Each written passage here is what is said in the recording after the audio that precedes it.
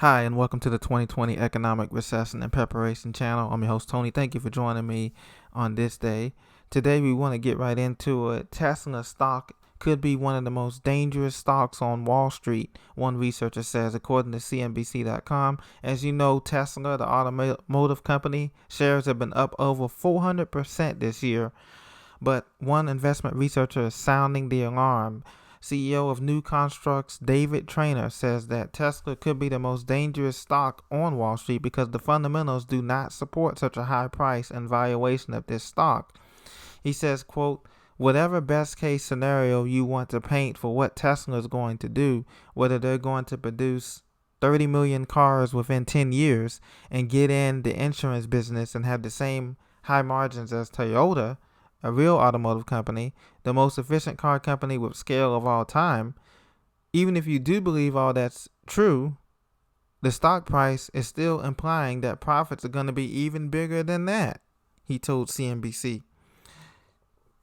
He notes that the stock price is implying anywhere from a 40% to 110% market share based upon the average selling price.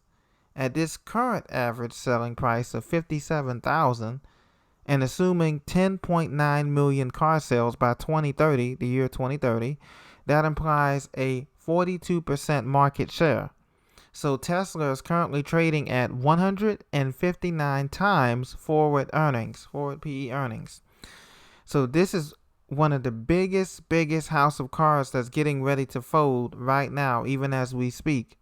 Even though the stock has recently split, as you know, along with Apple and some other stocks, this is very dangerous to new investors. Stock splits are inconsequential to value. They're not changing the size, they're just dividing it up into more pieces. So honestly, a stock split is a way to lure more unsuspecting, less sophisticated traders into trying to chase this stock up into a bubble, which it is right now, and that's not a real strategy. As you know, Tesla split its stock 5-1 back on August 31st, and the shares rallied 12% on the session. However, the stock ended last week down more than 5% after largest outside stake shareholder Bally Gifford trimmed its stake. And the stock was also caught up in a broader sell-off when the Dow Jones dropped over 800 points just this past week.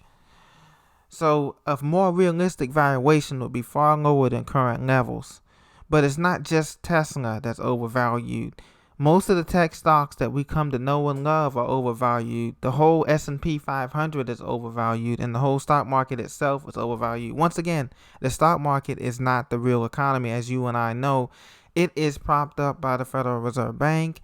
It is propped up by fake earnings and everything to get you to bring more chips into the poker table. And when we go into this greatest depression that the world has ever seen, the stock market is going to be the last indicator to fall, but it will fall.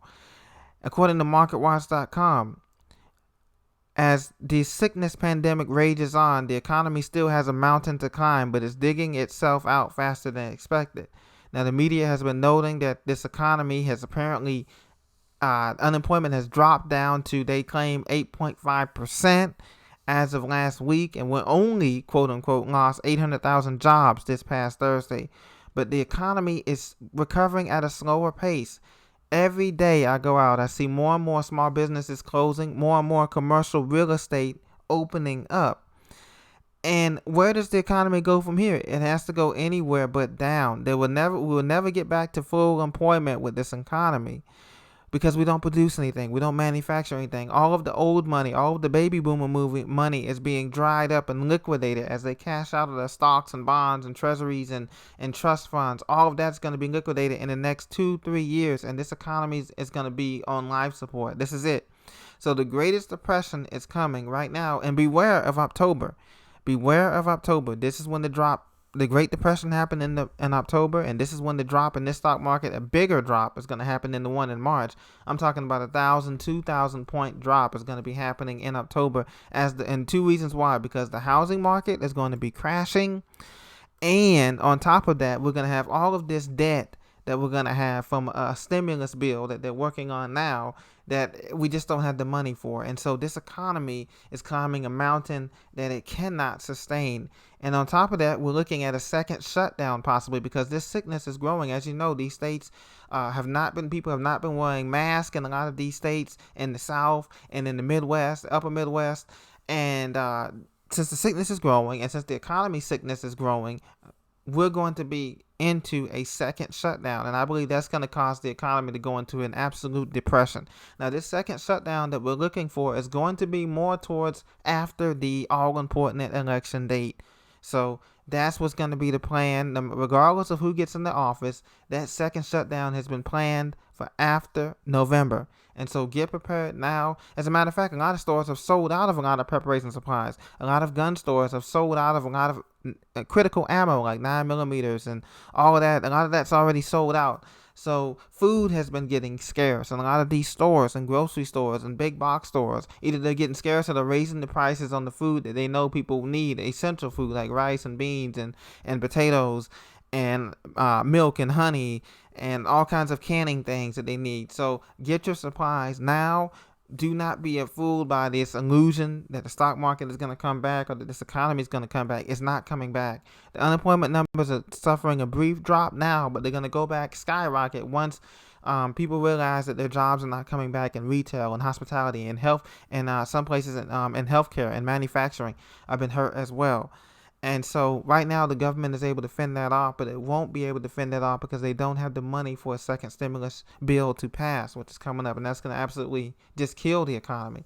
And so get everything you can now before the first of the new year, because after January 1st in this new year, we're looking at a whole new economy and a long recovery out of this sickness pandemic. We're looking at a 10 to 12 year depression coming up right now.